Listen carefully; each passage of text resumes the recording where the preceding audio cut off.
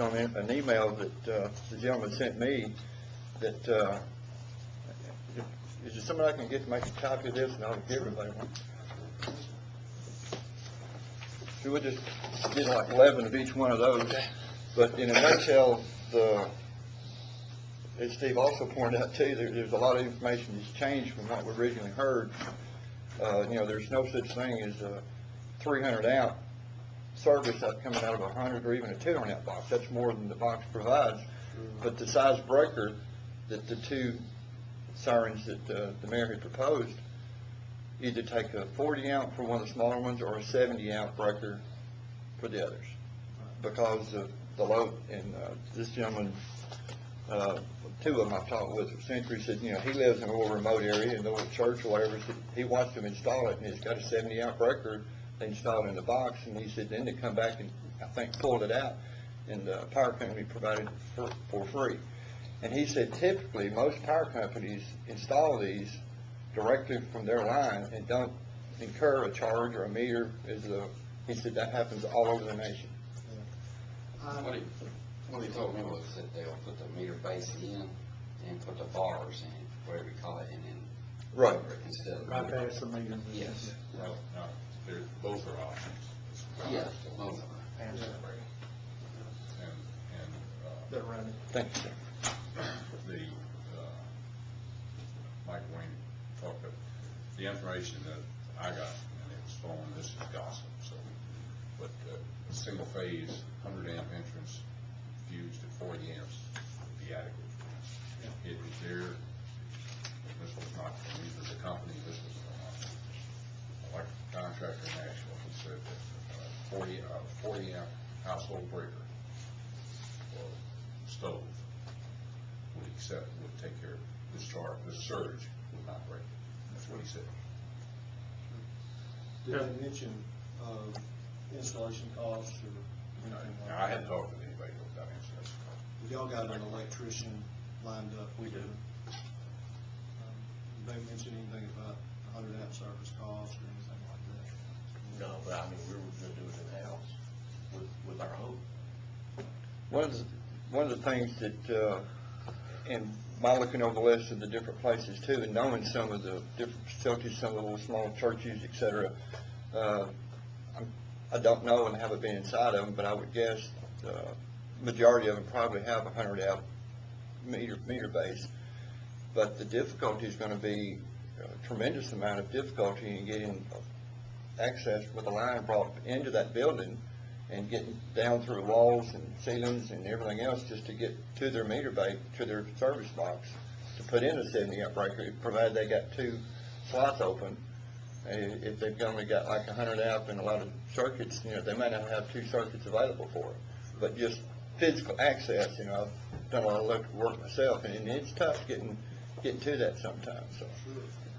And it would really, really help, if the power company could put, whether it's a meter base with bars plugged in it and it locked on there so that, y'all provide the power.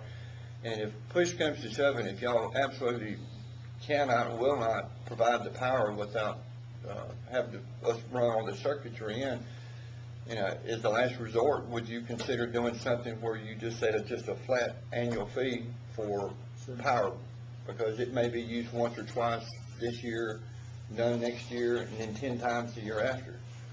That may be something we can explore. I'm not sure how that would work, but we can certainly try to explore it. It kind of goes along with what I wanted to ask here. I believe I heard you say $25 a month was y'all's estimate on that. And that's based at, these units will not use any electricity unless they're turned on. So I'm assuming that your $25 is based upon just a flat rate fee, because I've had the units hooked up to you and didn't use anything, so you charge a minimum fee. And so is that based upon no usage at all of electricity and just sitting there? So you're talking about a meter being out there to be used when you want to, but you're charging the minimum rates, what you was talking about there, right? Yes. Okay. But we were also told early on that there would be the minimum charge if nothing else had to happen. But if you have to add in the cost of putting in a different transformer and things of that is figured in over a 2 or 3 year period or whatever you prorate it. That's whatever. That's what I understood. Yeah, that's not. if we upsize a transformer, that's included in the initial charge, correct? Well, I mean, but That's not- but it's a that's charge not- to us somewhere. No. Now that, I'm sorry. that minimum bill, we call it customer charge, would cover that, if I understand your point correctly. That $24 would cover the transformer and pretty much the service. I understand what you're saying there about the but are your units out there where you've got houses and all that hooked up so close that you would have to, for another 70 amps, according to Mr. Thompson there, have to put another transformer in just for somebody, if somebody in the house that's on that transformer were to put in an extra stove or a welding unit and all that, you're that close that you would have to put in a possible upgrade on your transformer? Most cases, many cases, or none? What we do is we look at that, I mean, we want to provide the best service we can for the customers out there. Yeah. So if they add load and we know about it and it exceeds the capacity of the transformer, we will upsize the transformer at no cost. This is part of the cost of operational expense. Sure. Yes, sir. Yes, sir. Just out of curiosity, who did you speak with at Dixon? Mike Billingsley, I believe was his name. Yeah. And he's the one I'm meeting with later this morning. Okay. I had talked with Mr. Gillespie, who's the manager there, a little bit yesterday. He wasn't aware of that arrangement, but I know sometimes things get presented to the manager. Yeah, I originally met with Mr. Gillespie's predecessor for years ago on this. Yes, sir. So it's been going on a while then. Well, I think our first meeting with y'all was about 2 years ago, or 2.5.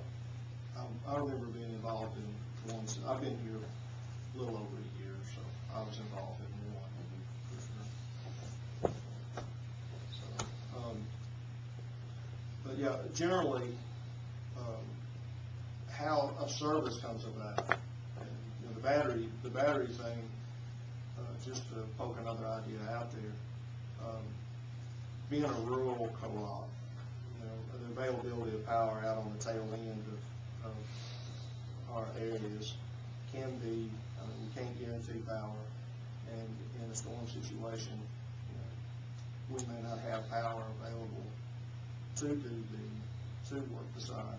So from that standpoint, you know, flood or tornadoes, in the case of our last event, we had floods and tornadoes, so in that case, the batteries, at least initially, would probably be more reliable.